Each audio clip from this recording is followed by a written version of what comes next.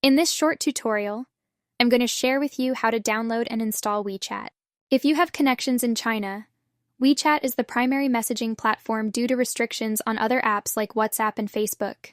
Beyond messaging, WeChat integrates features like voice and video calls, social media, mobile payments, and even business services, making it a multifunctional tool for both personal and professional use. If you're on iPhone, head to your App Store, and if it's Android, head to your Play Store.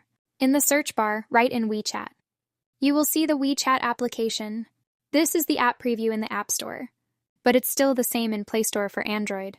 You want to tap on the Get button and it will start downloading. When the downloading process is done, tap on Open to register or log in to have access to the application. Well, that's how easy it is to download and install WeChat on mobile. And if you have any questions, just let me know in the comments section down below. Please don't forget to leave a like. Share and subscribe for more informative tutorials like this one.